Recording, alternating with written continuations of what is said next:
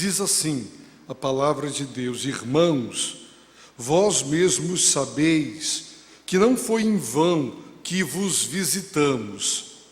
Mas como sabeis, apesar dos sofrimentos e dos maus tratos que padecemos em Filipos, nosso Deus nos deu ânimo para vos anunciar seu evangelho em meio a grandes dificuldades, porque nossa exortação não procede do erro, nem de motivação desonesta, nem é feita para vos enganar, mas assim como fomos aprovados por Deus, para que o evangelho nos fosse confiado, assim falamos, não para agradar a homens, mas a Deus, que testa nosso coração.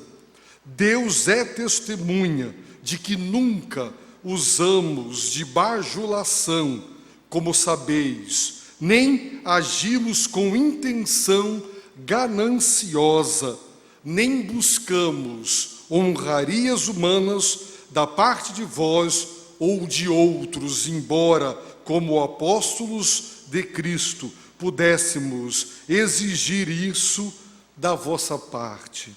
Pai querido e amado, abre o nosso coração, faz-nos compreender a Tua verdade revelada. Pelo Teu Espírito e pelo Teu Santo Evangelho, capacita-nos nesta noite a nos aproximar de Ti e compreender mais e compreender melhor a Tua Santa Palavra. É a oração que fazemos em nome de Jesus. Amém. Todos nós que cremos em Deus, deveríamos ser um povo que diariamente deveria chorar de gratidão a Deus por ter permitido que a sua palavra estivesse em nossas mãos. É um pecado tão sério negligenciar a Bíblia, porque, acima de tudo, é uma prova de ingratidão para com Deus. Quando os filhos não querem ouvir os pais, você vai falar com os filhos e eles já querem ir saindo porque não querem ouvir. Eu diria que quando você deixa a sua Bíblia fechada, você está dizendo para Deus que você não se importa com Ele, com o que Ele pensa e com o que Ele tem para lhe dizer. E qual é o resultado da negligência da palavra de Deus na nossa vida? É que nós seguimos os nossos próprios caminhos, orientados por nós mesmos. E muitos estão caindo nas falácias, nos erros e nos enganos. E existem milhares de pessoas hoje no erro e no engano, em virtude de lideranças inescrupulosas hoje, que usam a Bíblia e as coisas de Deus para seus próprios objetivos pessoais, e muitos estão sendo enganados e iludidos, porque simplesmente não estudam a palavra de Deus. O texto que nós acabamos de ler é uma advertência. Deus está, através do apóstolo Paulo, tocando uma trombeta. Já nos tempos do apóstolo, estavam ocorrendo coisas desagradáveis que estão ocorrendo hoje nos nossos dias, só que elas se sofisticaram. Cada vez mais, o que já ocorria nos tempos de Paulo, ocorre nos nossos, só que com uma sofisticação que vai além do imaginável. E muitos estão trilhando caminhos do erro, sem se dar conta, porque não estudam a palavra de Deus. O apóstolo Paulo, nesta passagem, ele está deixando claro para uma igreja que foi produto do seu trabalho missionário. Ele chegou na cidade de Tessalônica, não havia nem sequer uma única vida salva por Jesus Cristo. E como produto da visita que ele, Silas, Timóteo e Lucas fizeram, Deus salvou vidas pelo Evangelho. No entanto, pregadores itinerantes passavam por aquelas cidades, pregando supostamente o Evangelho. E Paulo quer deixar claro que ele não era aquele tipo de pregador. E ele, através do seu testemunho, ele está esclarecendo a igreja, para que a igreja tenha critérios, para que a igreja não se deixe enganar e nem iludir por falsos pregadores, falsos profetas, falsos apóstolos. Observem, hoje de manhã nós vimos o apóstolo dizer: vocês sabem que a nossa visita não foi vã, Deus operou. Resultados espirituais eficazes e concretos foram colhidos porque Deus operou. Nossa visita não foi inútil, não foi em vão. Deus salvou vidas. O poder de Deus se manifestou. O Evangelho chegou a vocês não só em palavras, mas também com poder, com o Espírito Santo e com absoluta convicção. Vocês foram salvos porque houve uma manifestação de Deus. Se Deus não tivesse se manifestado, teria sido inútil a nossa pregação, a nossa visita, mas nós visitamos a sua cidade, pregamos o Evangelho e Deus deu resultados. Vocês foram alcançados pelo Evangelho. Ele diz: vocês também sabem que apesar dos sofrimentos e dos maus tratos que eles, Timóteo, Silas e Paulo sofreram, eles haviam sido chicoteados, presos, em praça pública, humilhados, insultados, a sua imagem, a sua moral foram denegridas publicamente, foram chicoteados e presos.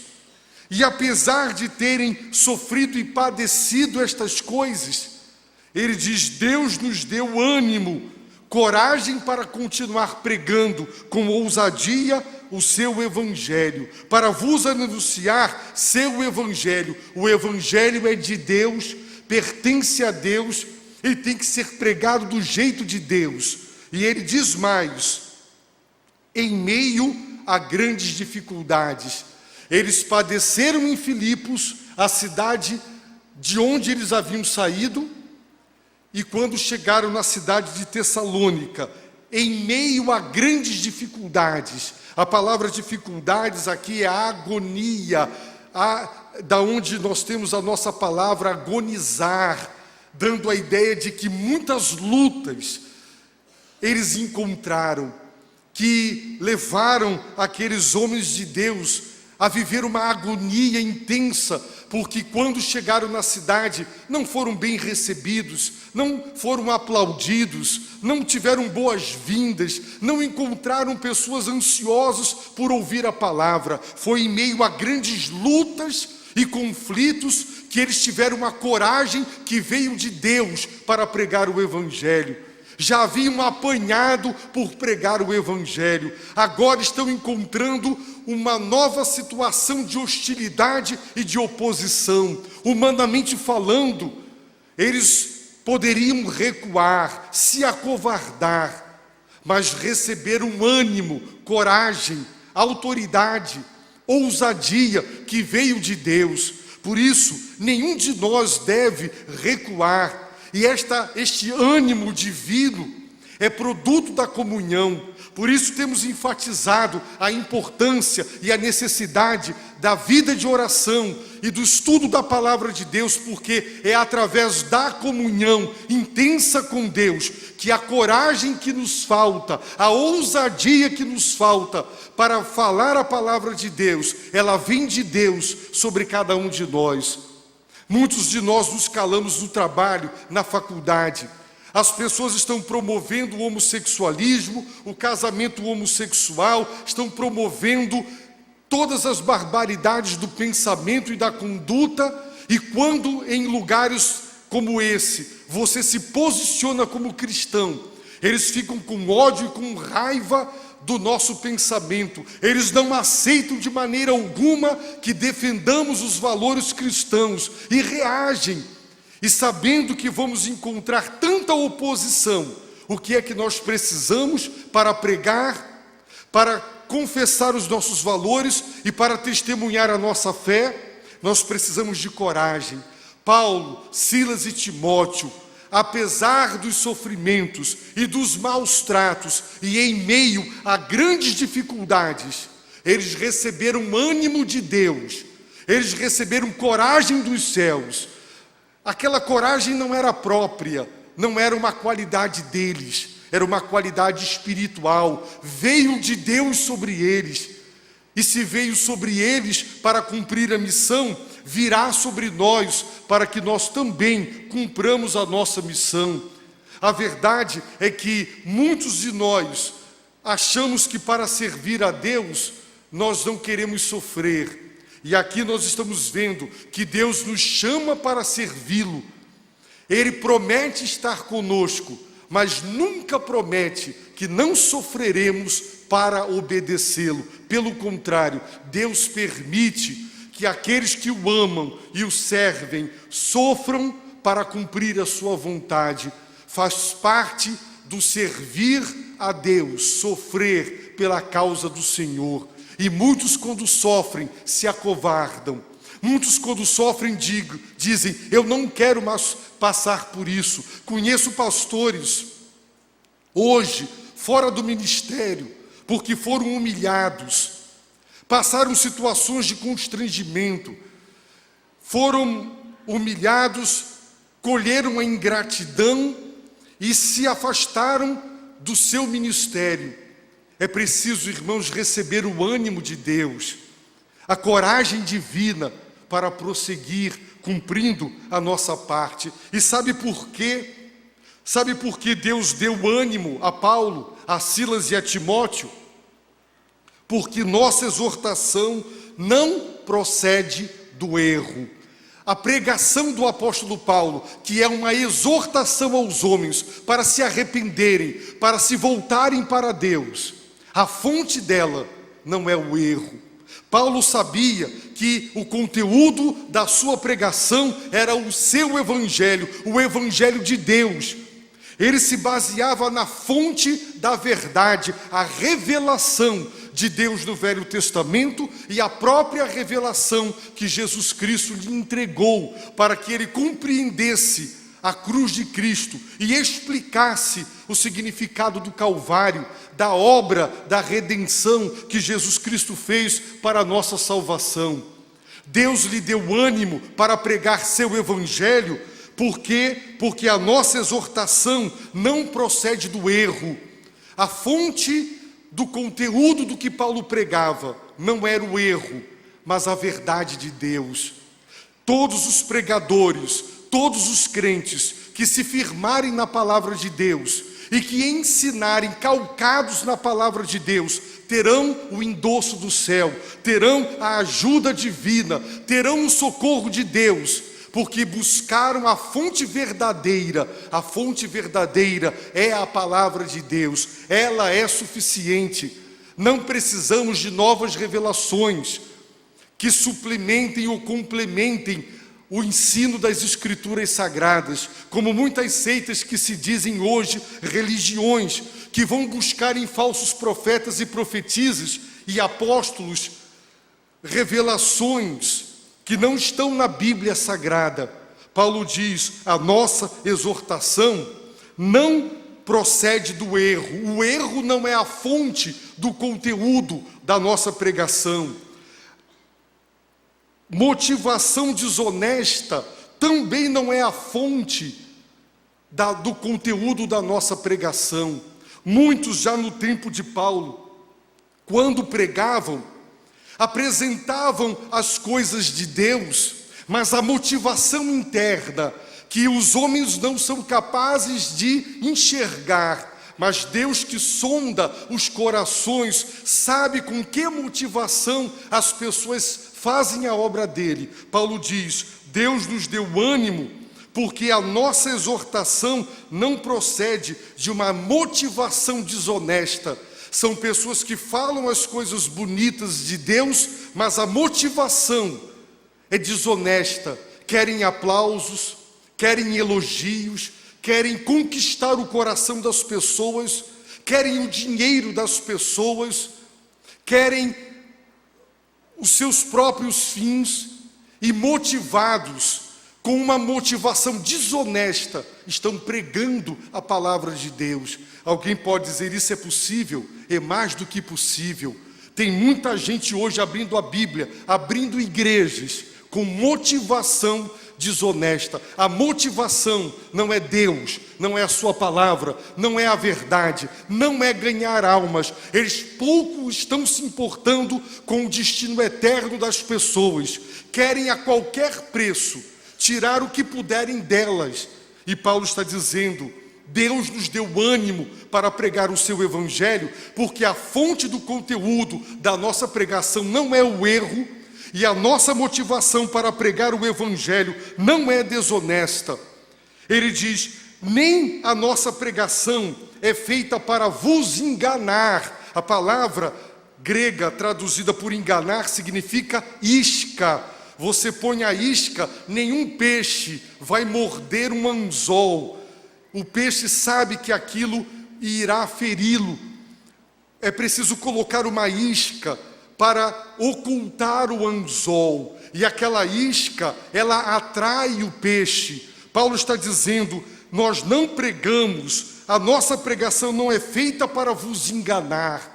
Eu posso enganar as pessoas dizendo, se você crer em Jesus, você vai enriquecer. Eu coloco uma isca para atrair as pessoas. O que vocês querem é dinheiro, é prosperar, é saúde, vocês não vão ter problemas. Então encham a igreja, tragam os dízimos. Vamos fazer a receita da igreja crescer. Vamos abarrotar a igreja. Vamos comprar aviões, vamos fazer muitas coisas. Então vamos colocar a isca. É isso que vocês querem ouvir? É isso que o coração de vocês procura? Então vamos enganar, apresentar as coisas de Deus como uma cortina de fumaça, para que o que nós realmente queremos fique oculto dos olhos dos homens. E Paulo está dizendo, existem 3 razões porque Deus nos deu ânimo para pregar o seu evangelho. A fonte do conteúdo da nossa pregação não é o erro, é a revelação de Deus. A fonte da nossa pregação não é a motivação desonesta. Quando pregamos, a nossa motivação é honesta. Queremos ver suas vidas salvas. Não pregamos para vos enganar, para ter e obter de vocês o que queremos. O alvo não é o engano, mas é a pregação da verdade. Porque Jesus declarou, e conhecereis a verdade vos libertará. Por isso, não se prega a verdade. Por isso, hoje, a fonte da pregação é o erro. Porque o que as pessoas querem é enganar. Quem quer enganar não vai pregar a verdade, porque a verdade é libertadora. É muito importante entender isso e compreender isso. No verso de número 4, o apóstolo Paulo agora diz algo muito sério. Mas assim como fomos aprovados por Deus para que o evangelho nos fosse confiado. Observem bem, hoje, políticos viram pastores da noite para o dia. Obreiros que nunca se prepararam para nada na vida, vira pastor. Qualquer lugar se abre igreja agora. Empresários se tornam pastores, todo mundo abre igreja, virou moda. Mas Paulo está dizendo que ele, Timóteo e Silas foram aprovados por Deus. Esta palavra significa aprovados depois de testados, aprovados depois de examinados. Quando você faz as provas da sua faculdade, você é submetido aos exames. E se você passa nas provas, você foi aprovado. Mas você não foi aprovado antes de ser testado, antes de ter sido submetido a uma prova. Paulo está dizendo, Deus nos provou, Deus nos examinou, Deus nos submeteu a testes. E nós, pela graça, saímos aprovados da prova e não reprovados. E com que propósito Deus nos provou? Para que Ele nos confiasse o Evangelho. Deus não confia o Evangelho Santo dele, que é o poder dele para salvar o que crê, a um homem que não foi por ele testado e que saiu reprovado da prova. Só aos aprovados. Irmãos, pregar o Evangelho é coisa séria. Pregar o Evangelho não é para qualquer um no sentido de assomar um púlpito para doutrinar a igreja. Eu não estou falando de evangelismo pessoal. É uma responsabilidade muito grande. E Tiago fala do juízo mais severo de Deus sobre os que pregam a palavra. Deus exigirá muito mais de mim do que de vocês. Eu estou aqui ensinando a vocês a palavra. E se eu ensino algo que eu não vivo, eu sou muito mais reprovado do que vocês, se não viverem o que eu estou ensinando. É por isso que eu tenho que tremer e temer. E quando peco, tenho que me arrepender. E tenho que me consertar com Deus. E tenho que tremer na presença dEle. Por quê? Porque é uma responsabilidade muito grande. Deus só confia o Evangelho dEle. Você confia seu filho. Você confia a sua empresa. Alguém, você contrata um administrador que não deu provas de ser competente para colocar à frente dos seus negócios. Você quer que ele ponha por terra tudo que você construiu. Você quer alguém tarimbado, alguém que já deu evidências, que já foi submetido a testes, já administrou muitas coisas e comprovou que é bom, que tem competência e que tem honestidade. Você não se arrisca quando se fala em dinheiro. Você não se arrisca se você tem uma causa contratando qualquer advogado. Você quer aquele advogado que já deu evidências de competência, aprovado, já ganhou muitas causas, tem competência.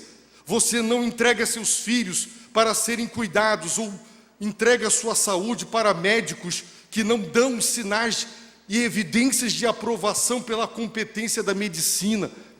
Paulo está dizendo que Deus provou, examinou ele, examinou Silas, examinou Timóteo. Eles foram testados por Deus e saíram aprovados do teste.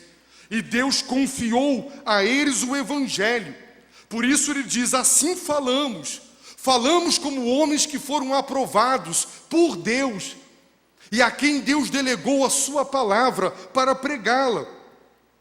Ele diz, assim falamos, não para agradar a homens. Hoje se ensina nos seminários e existem vários movimentos de crescimento de igreja. Pregue o que as pessoas querem ouvir, agradar os homens, satisfazer o ego dos homens, dizer o que as pessoas querem ouvir e não o que elas não querem ouvir. Pregue para que as pessoas se sintam bem, para que elas, ao final do sermão, elas tenham sido afagadas no seu ego. Você agradou as pessoas, você deu o que elas queriam. Paulo diz, nós não pregamos para agradar a homens. O alvo da pregação não é dizer o que as pessoas querem ouvir. A Bíblia tem verdades que o nosso coração humano odeia. Existem versículos da Bíblia que, se nós pudéssemos, nós rasgaríamos, porque o nosso eu pecaminoso se recusa a se submeter aos mandamentos de Deus, aos valores de Deus, à vontade de Deus. Tem crente que faz uma Bíblia dentro da Bíblia. Ele seleciona as partes da Bíblia que ele gosta, aquelas outras partes, não. É por isso que muitas vezes a pregação, ela irrita. Teve uma pessoa que saiu desta igreja, depois de um sermão que eu preguei sobre a ira de Deus, e essa pessoa disse, eu não gosto de ouvir isso. As pessoas não querem ouvir falar de arrependimento, da ira de Deus, da santidade de Deus, da justiça de Deus. Elas querem ouvir que Deus é o amor. Vocês podem continuar vivendo uma vida hipócrita, podem viver uma vida dupla, podem ser uma coisa aqui e fora daqui, vocês podem ser o que quiserem. Está tudo bom, Deus ama vocês. Vocês são abençoados por Deus, unção para cá, unção para lá. Mas Paulo está dizendo, Deus nos submeteu a testes, e nós saímos aprovados, e nós pregamos como homens aprovados, não pregamos para agradar. Temos que aprender, irmãos, que o alvo da pregação não é agradar os ouvintes. Não vamos ferir as pessoas, não vamos ser deseducados, deselegantes, nós não vamos ofendê-las, mas nós temos que pregar todo o conselho de Deus, tudo que Deus revelou. Muitas pessoas, quando o pastor prega um sermão de conforto, abraçam o pastor, isso é que é sermão. Como quem diz, pregue sempre isso. E tem outros tipos de sermões que deixam muitos crentes de semblante sisudo. Passam pela porta, não cumprimenta nem o pastor, não gostam da mensagem. Prefeririam que o pastor não pregasse assim. E muitos pastores, sob a pressão de querer agradar, de querer ter o seu salário aumentado, de querer ver a igreja ser conhecida como uma igreja que cresce. O critério não é mais a fidelidade, mas o sucesso. E se o sucesso é medido pelo crescimento numérico, e para encher isso aqui, vamos agradar as pessoas. Vamos dizer a elas, quer se divorciar? Se divorcie. Não tem problema não. Deus vai te dar outra. Pode. Você adulterou, você tem amante, não, isso foi um escorregão, está tudo bem. Irmãos, não é assim. O evangelho tem que ser pregado, a verdade de Deus tem que ser pregada. E Paulo está falando porque já nos tempos dele, tinham pessoas que tinham o erro como a fonte da pregação, pregavam com motivação desonesta, queriam enganar as pessoas, não foram aprovados por Deus. Deus fala por Jeremias, eu não enviei esses profetas, eu não falei com eles, e eles estão falando em meu nome.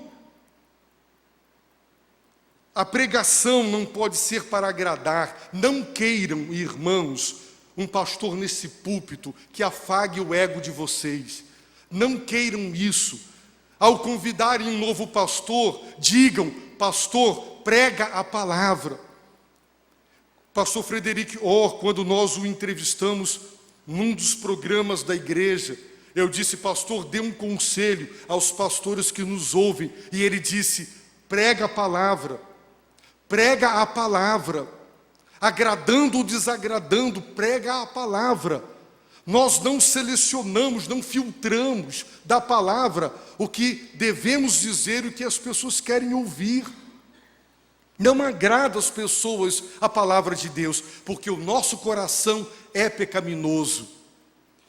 Mas o apóstolo diz, não pregamos para agradar a homens, mas a Deus. A Deus. O pastor que está preocupado com o seu salário, o pastor que fica preocupado em ser benquisto por todo mundo, ser aplaudido por todo mundo, ele é amigo de todos, ninguém se aborrece com ele, ele fica querendo agradar. Este não é um lugar para agradar ninguém, este é um lugar para agradar a Deus. A igreja pode sair triste, se agradou a Deus, o pregador cumpriu o seu papel. Peçam a Deus um pastor que pregue a palavra, o que Deus mandou dizer. E Paulo termina o verso dizendo, o propósito da pregação é agradar a Deus, e ele repete, que testa o nosso coração. Paulo fala, ele nos provou no passado, e saímos aprovados, por isso ele nos confiou o evangelho. E ele repete agora com um tempo verbal, no tempo presente, que na língua grega equivale ao gerúndio da nossa língua, querendo dizer que Deus não para de testar o nosso coração. É o que nós chamaríamos hoje de controle de qualidade. Sim, lá atrás Paulo, Silas e Timóteo foram aprovados, mas o tempo passa, e as pessoas mudam, e elas podem se tornar infiéis na trajetória. E Paulo está dizendo, Deus não para de testar o nosso coração. Deus submete o nosso coração a teste. Ele provou Abraão.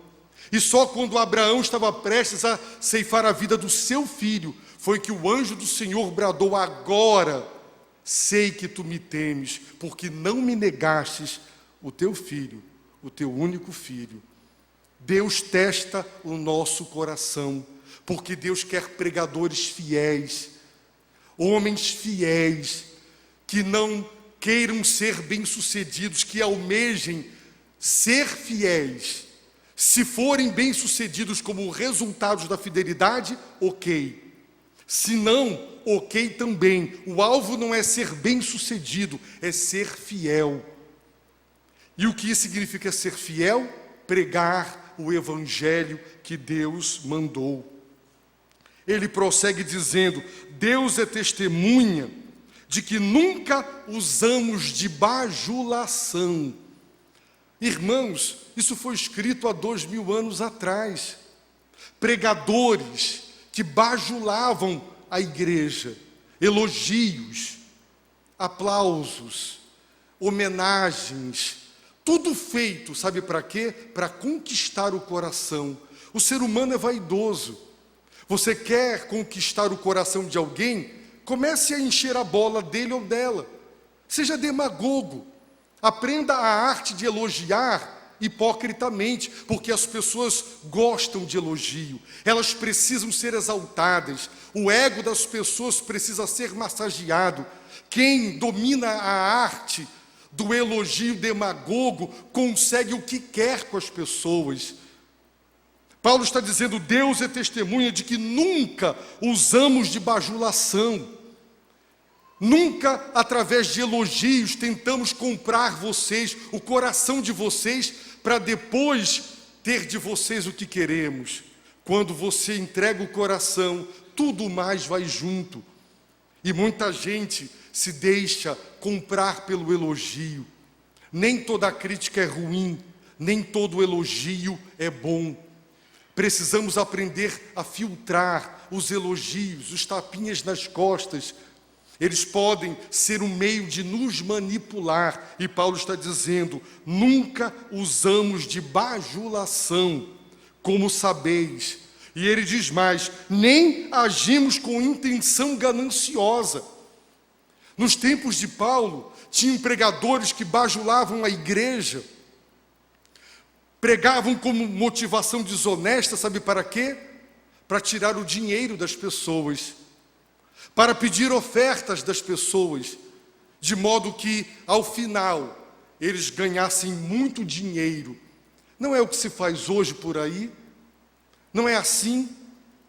As pessoas não pregam o que as pessoas querem ouvir e no final você lança o apelo para que ofertas de dinheiro sejam dadas.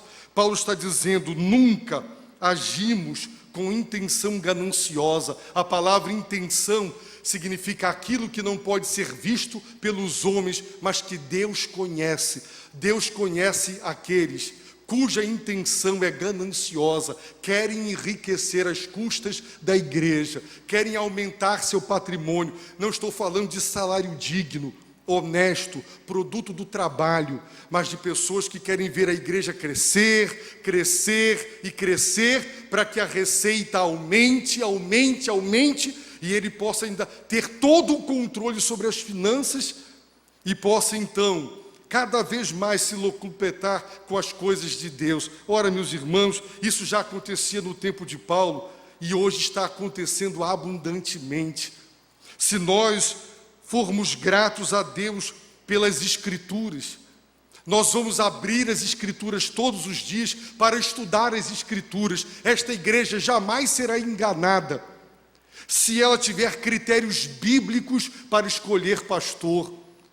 Porque a Bíblia nos orienta, nos liberta do erro, dos enganos. Nos tempos de Paulo já existiam os enganadores, e nos nossos tempos eles se sofisticaram. Tomem cuidado, tomem muito cuidado. No verso 6 ele diz, nem buscamos honrarias humanas. São aqueles que fazem alguma coisa para serem exaltados, elogiados. A vaidade, precisam, porque são arrogantes espiritualmente, precisam de muito aplauso, precisam de muito elogio, de muito reconhecimento, buscam honrarias humanas, cultos de homenagem. E, meus irmãos, a Bíblia diz: a quem honra, honra. A Bíblia diz isso. Ser grato é muito importante. Um líder, quando recebe a gratidão, e ele é um líder espiritual, aquilo lhe motiva a prosseguir fielmente. Mas existem pessoas que cantam para serem elogiadas, pregam, fazem do púlpito uma vitrine para expor sua erudição, para chegar na porta e as pessoas dizerem que maravilhoso sermão, e ficam afagando o ego do pastor. Irmãos, um pastor e cada um de nós que vive na presença de Deus, ninguém precisa disso. Elogio pode fazer bem, mas pode fazer muito mal. E as pessoas que fazem questão de honrarias, elas não estão buscando aquilo que Deus preza. Jesus disse que o que é elevado entre os homens é abominável aos olhos de Deus. E se tem uma coisa que é abominável diante dos olhos de Deus, são as pessoas que fazem as coisas e querem ser aplaudidas, reconhecidas, exaltadas, homenageadas. Não trabalharam para a glória de Deus e para servir os homens, trabalharam para a sua própria glória, para a sua própria honra e para colher os resultados. No Sermão do Monte, Jesus falou de pessoas que oram em praças públicas para serem elogiados pelos homens, de pessoas que faziam jejuns e chegavam com o rosto desfigurado, pálidos, para as pessoas dizerem: oh, que pessoa espiritual, vejam, está quase morrendo de tanto jejuar. Jesus mandou tomar banho, passar óleo, perfume, ficar bonito, para ninguém saber que você está jejuando, porque quando você jejua para o Pai, não é para aparecer. O Sermão do Monte, Jesus condenou essa religiosidade hipócrita que é praticada para ser visto, para receber. E ele disse: já receberam a recompensa. Era isso que queriam, aplausos? Já receberam. Era isso que queriam, elogios? Já receberam. A Bíblia condena a religiosidade de fachada, cujo alvo é o envaidecimento. Meus irmãos, Paulo diz: nunca buscamos honrarias da parte de vós ou de outros, embora, como apóstolos de Cristo, pudéssemos exigir isso da vossa parte. Se tinha alguém que tinha direito, era Paulo, por ser apóstolo, era Pedro, por ser apóstolos. E nós quem somos? Não somos nada. Esses homens morreram, sofreram, foram decapitados, foram queimados vivos, deram a vida pelo Evangelho. Eles merecem o nosso respeito. E se nós hoje enaltecermos a Paulo, a Pedro, a João e etc., é mais do que o nosso dever, porque eles são dignos de serem imitados. Mas não queiramos trabalhar para sermos reconhecidos pelos homens. É preciso, irmãos, que Deus nos quebrante, nos liberte da necessidade do reconhecimento, porque se Ele não vem, a pessoa fica triste, abatida e já não quer mais trabalhar. Mas quem é liberto disso, continua, porque fez para Deus, fez para a glória de Deus, fez para ser instrumento de Deus. Aqui nós temos, portanto, o apóstolo Paulo descrevendo como ele procedeu e como outros procediam. E ele diz: vós sabeis, vocês são testemunhas de que nós agimos assim. Igreja Batista Constantinópolis, cuidado, muito cuidado com a sucessão pastoral da igreja. A igreja tem que orar para receber de Deus alguém que tenha na revelação a única fonte da pregação, alguém cuja motivação para pregar não seja desonestidade, alguém que não pregue com o objetivo de enganar o auditório com doutrinas falsas, alguém que tenha sido aprovado por Deus, que foi submetido a teste, que sofreu, que foi testado e saiu aprovado. Muita gente, quando sofre, sai reprovado na prova, porque não crê na bondade e na justiça de Deus, só confessa isso quando tudo vai bem. Sim, peçamos a Deus, homens aprovados por Ele, a quem Ele confiou o Evangelho, que pregam não para agradar a homens, mas para agradar a Deus.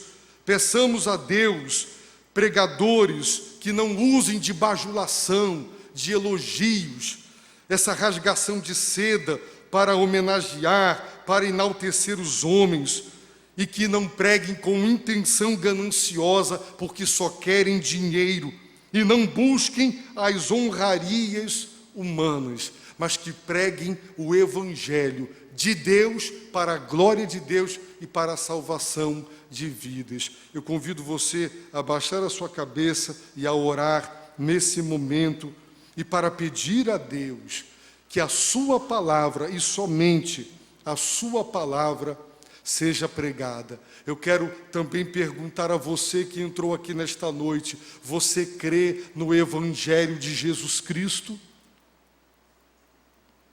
Se você, como eu, se revolta com o que ouve por aí, se você, como eu, fica irritado e escandalizado com as mentiras, com os enganos, em nome de Deus, usando a Bíblia Sagrada, então procure a palavra de Deus.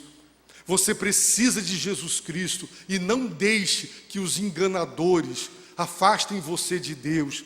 Muita gente está se afastando de Deus por causa dos falsos profetas. Jesus Cristo morreu para lhe salvar, e Ele nos deu apóstolos, e os apóstolos nos deram a Bíblia Sagrada, e você tem na Bíblia Sagrada a orientação de Deus para a sua vida. Então, ame a palavra de Deus, receba o Evangelho, converta-se ao Senhor seu Deus, e você terá o perdão dos seus pecados. Não há outro a não ser Jesus. Só Jesus, só Jesus, só Jesus Cristo. Ore a Deus nesta hora, entregue sua vida, e a igreja peça: Senhor, prepara, Pai, prepara a nossa igreja amada e querida, para que a sua palavra seja pregada para a sua glória, para a sua honra.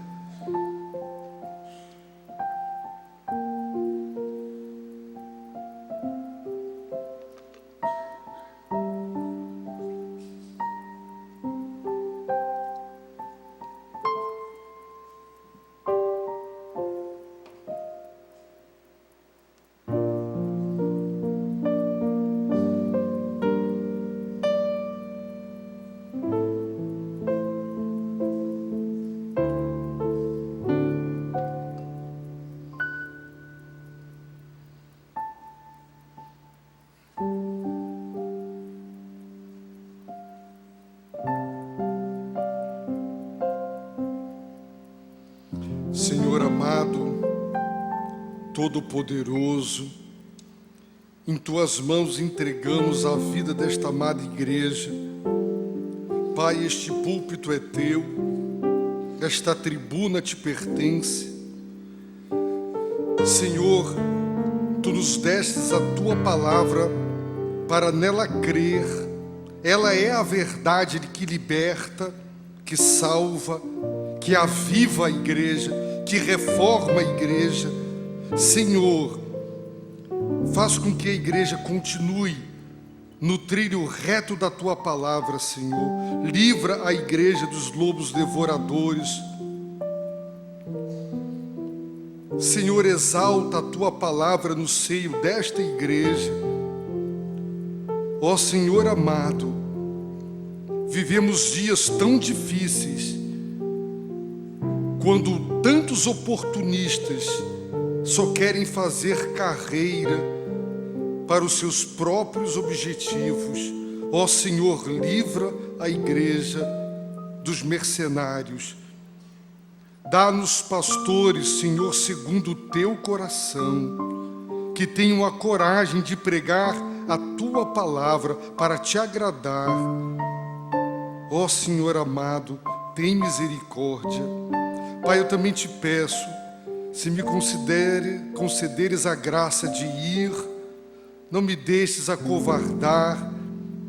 Faz com que nós preguemos, Senhor, a tua verdade. Senhor, eles estão, Senhor, sem esperança, e tu és a esperança. Ó Senhor amado, vai à nossa frente, trabalhando e preparando os corações. Pai amado, nós te agradecemos pelo santo evangelho que nos salvou. E se hoje aqui tem uma vida que ainda não é salva, que ainda não se arrependeu, ainda não confessou Jesus como Senhor e Salvador, aproxime-se da verdade para receber a libertação. Tem misericórdia, Senhor. Salva vidas nesta noite. É a nossa oração, em nome e por amor de Jesus. E que a bênção do Deus uno e triuno, a bênção do Deus Altíssimo, o Senhor do céu e da terra, que a bênção de Deus o Pai, de Deus o Filho, de Deus o Espírito Santo, repouse sobre a igreja, agora e sempre. Amém. Amados irmãos, eu desejo que Deus lhes dê uma semana abençoada.